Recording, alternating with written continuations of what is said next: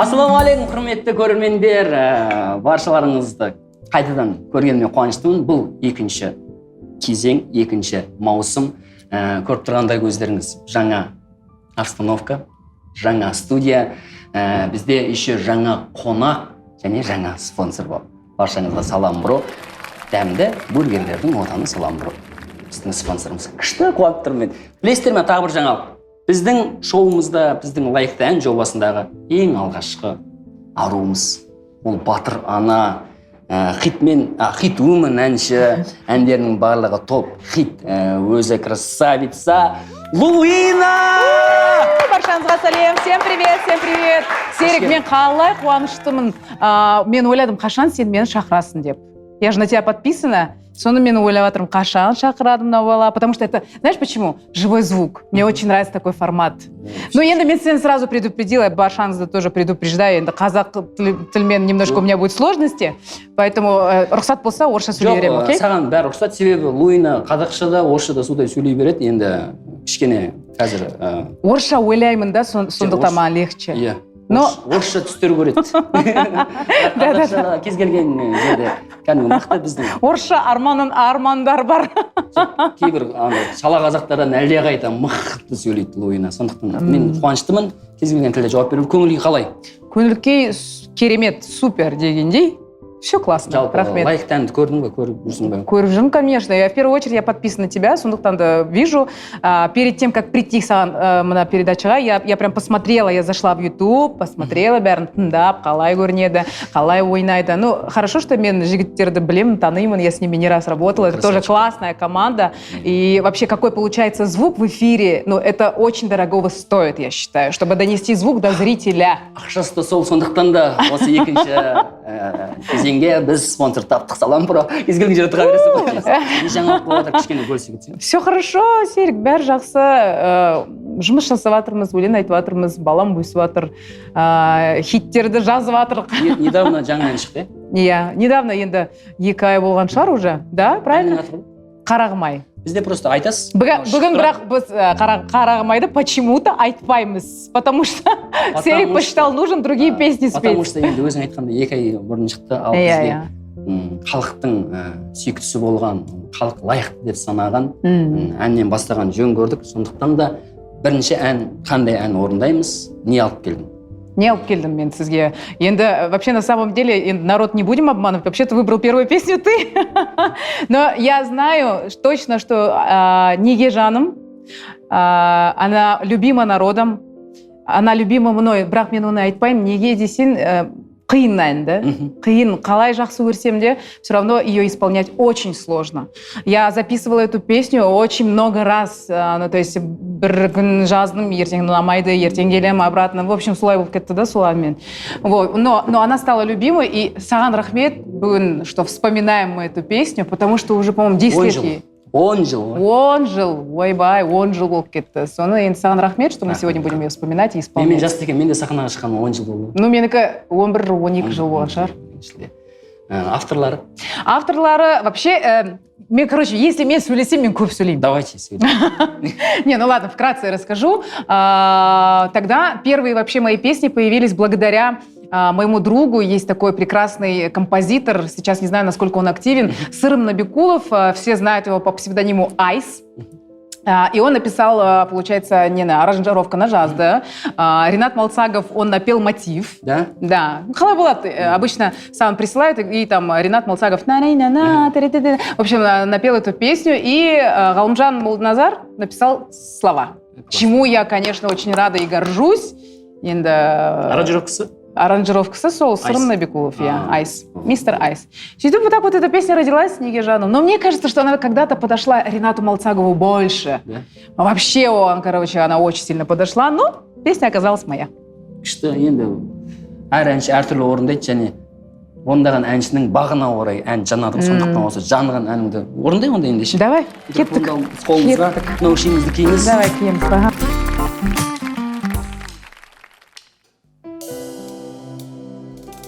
Луина жанай, мынау шынымен де менің ең сүйікті әнім дәл осы.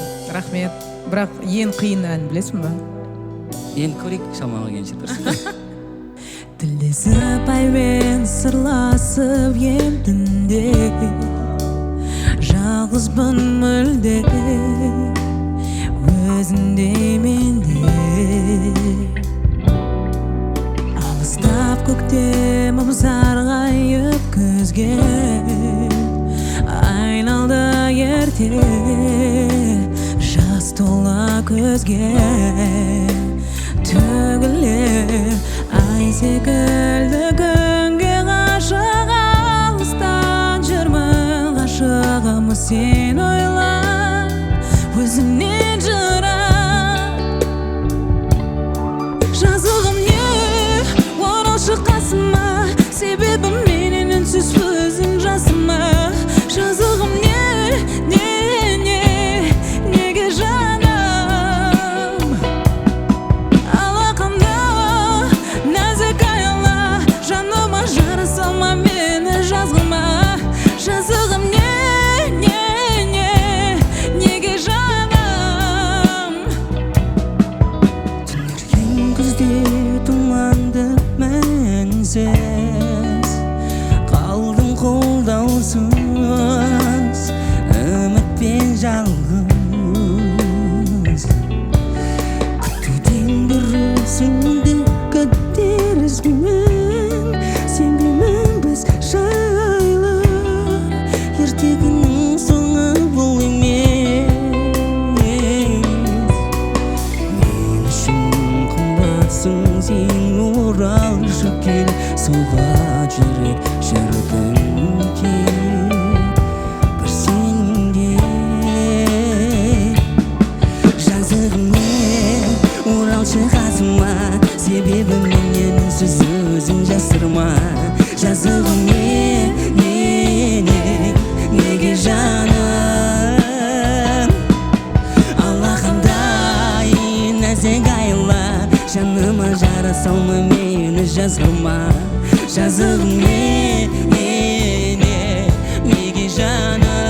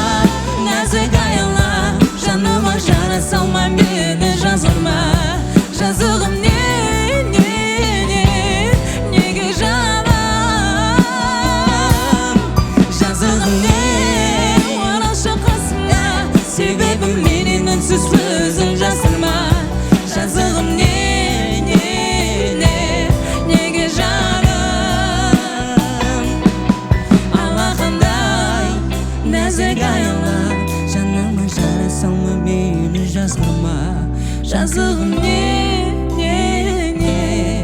неге жаным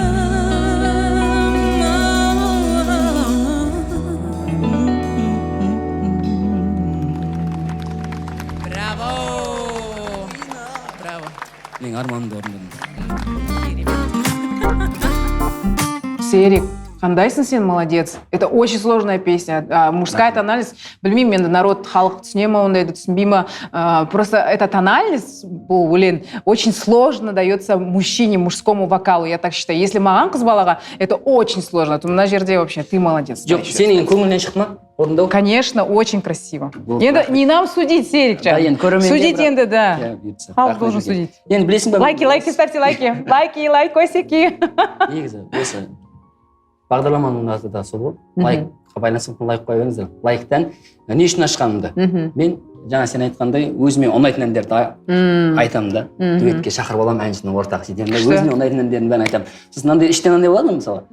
Неге мен айтпадым осы әнді деген сияқты. Болады. Сенің ең топ әндеріңді айтшы, мысалы әлемнен болсын, Қазақстанда болсын, неге осы әнді мен айтпадым деп. Неге мен ана Алматыда жоқ. Почему это не моя песня? Ондай әндер көп. На самом деле очень много топ песен. бір 3 әніңді айтшы, сонда неге мен осыларды айтпадым деген сияқты. Ну пусть будет Ерке Исмахан, потому что это шикарная песня. Алматыда жоқ деген. 150 миллионда болып қалды ғой деймін просмотр. Очень много. Миллиардерша ғой, миллиардерша. Ну, красивая действительно песня. Ну, если... Ну, много. Ну, ладно, пусть будет Halo. Бейонсе. Сосын Серик Ибрагим.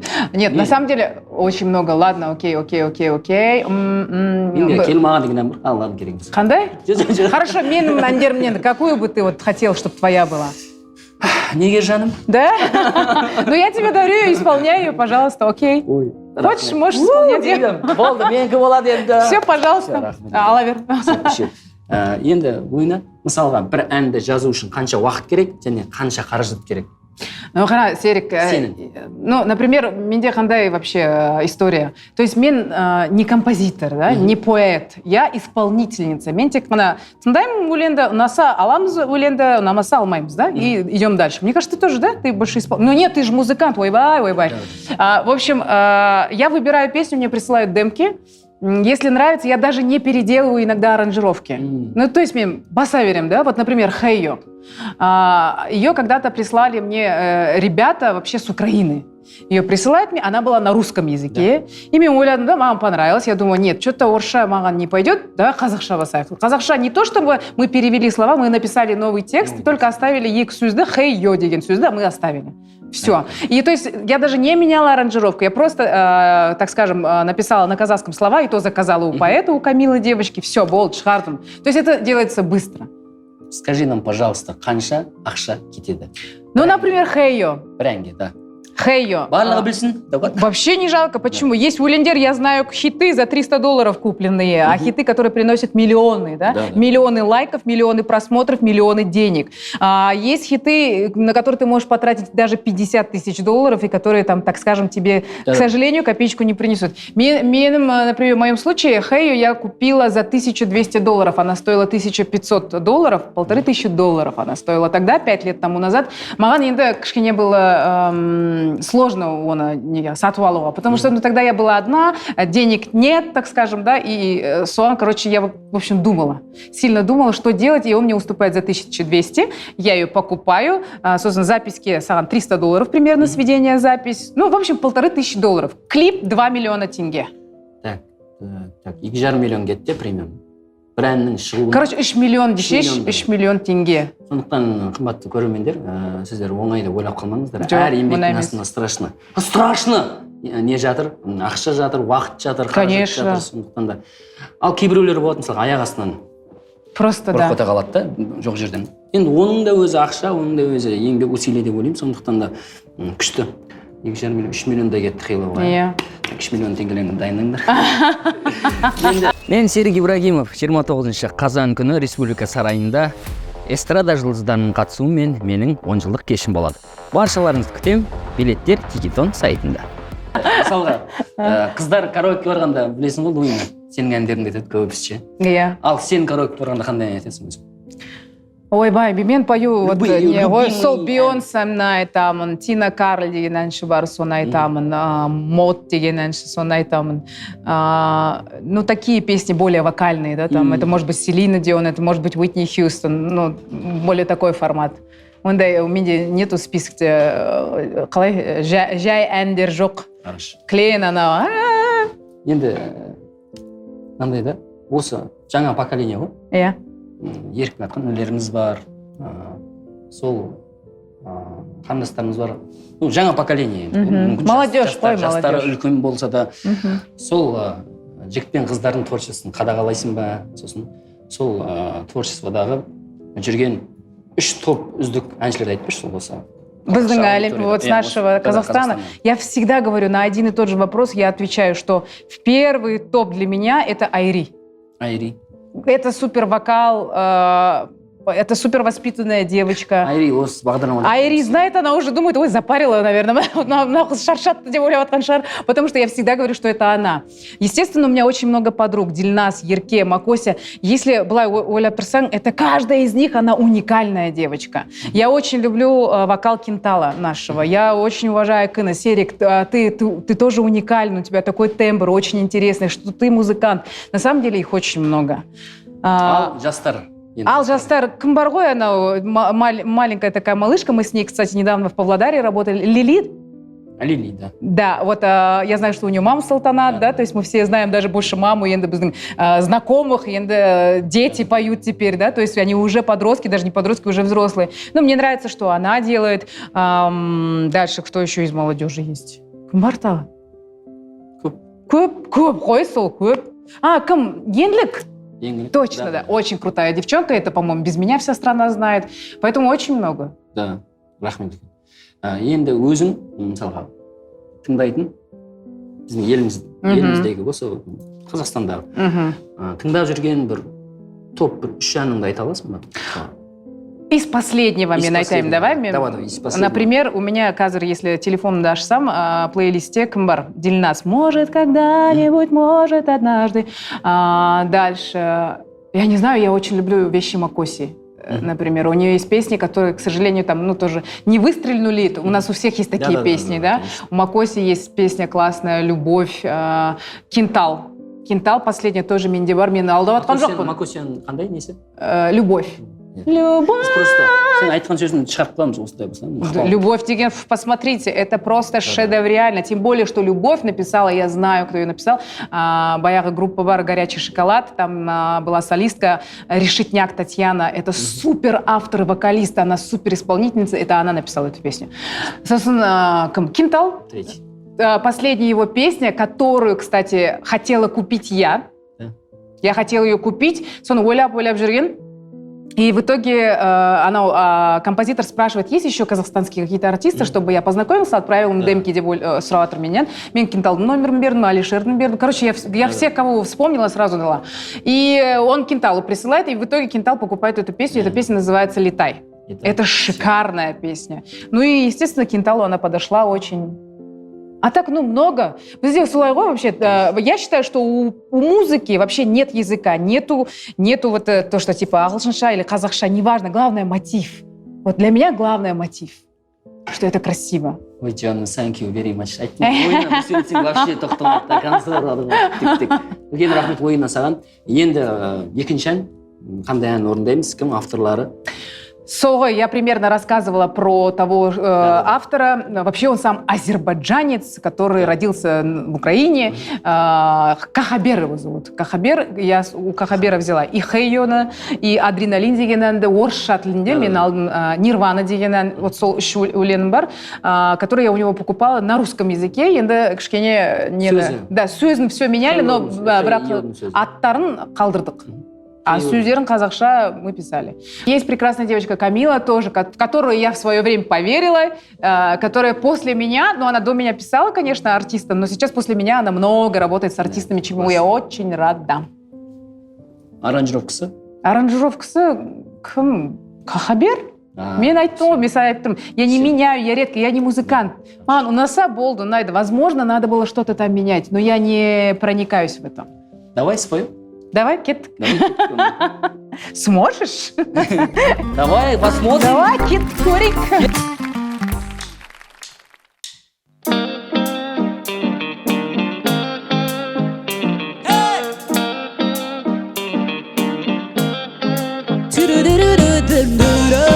Не Хейло, а Хейо. Запомните. Не Бейонсе, а Луина. Не Бейонсе, а Луина.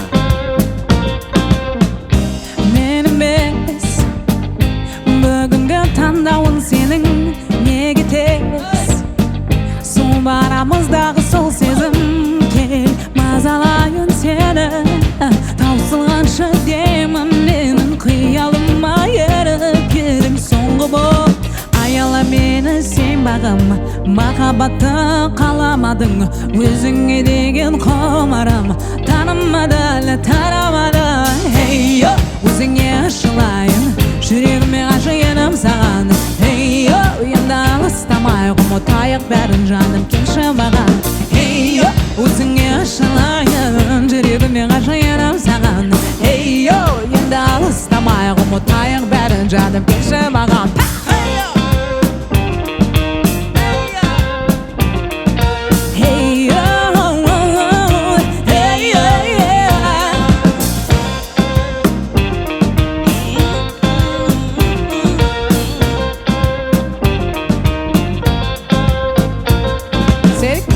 Өзгермес мен үшін сенің көздерің үзілмес сүйем деген сол сөздерің кел мазалайын сені таусылғанша деміммен қиялыма еріп едің соңғы бұл тілек аяула мені сен бағың махаббатты қаламадың өзіңе деген құмарың тарамады өзіңе ашылайын жүрегіме ғашық едім саған Ей, енді алыстамай ұмытайық бәрін жаным келші маған Ей, өзіңе ашылайын жүрегіме ғашық едім саған Ей, енді алыстамай ұмытайық бәрін жаным келші маған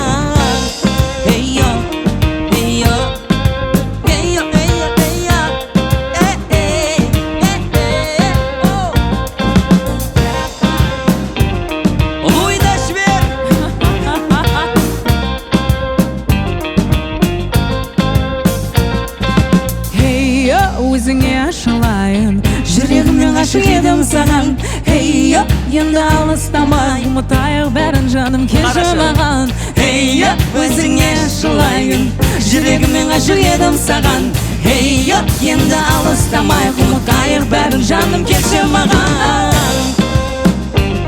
Келші маған жаным келші маған келші маған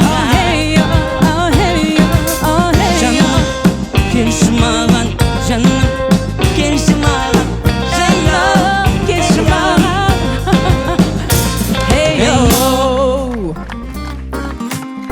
Класс, Серик, молодец. Луйна қалай ұнады ма менің Надо очень. Да, Ты рахмет, молодец. Ты ж Мен- талантливый. шынымен Шынымен? шөлдеп қалдым біздің бағдарламаға келген рахмет Сізге қымбатты рахмет. көрермендер көріңіздер подписаться етіңіздер лайк басыңыздар Луйна саған біздің спонсордың атынан сыйлығымыз бар салам бронның атынан бір айға бургерлердің барлығы Ойбай. бесплатно Бір айға? бір ай бірақ бұзып алмай енді неңді Ненда, фигурамда, ма? Иә. Это же очень много. Тогда надо со всеми друзьями. Приглашаю всю съемочную команду. А что, если я за лучший комментарий подарю этот сертификат кому-нибудь из наших подписчиков? Может так, конечно. Қалай? Жақсы ғой? Әдемі ғой. Қалай, жақсы ма? Қымбатты. Давайте самый лучший коммент. Или сұрақ қоямыз ба, білмеймін. В общем, что-нибудь подпишем, что-нибудь сделать. За самый лучший комментарий получит этот сертификат от меня Да. и от Серика. YouTube-та, один из иә? наших подписчиков. YouTube болсын, Instagram болсын, тауып аламыз біреуді, да? Хорошо. Пусть и там оставляют, и там оставляют. Хорошо. Жарай ма? Міндетті түрде ол айтылған сөз атылған ол бір ай бесплатно бургер. Класс. Салам, бро. Супер, супер подарок. Луйна тағы да үлкен рахмет және бізбен бірге болған лайк бендке сіздердің қошеметтеріңіз Браво. болсын. Біздің қошеметіміз. Үлкен рахмет. Профессионалы.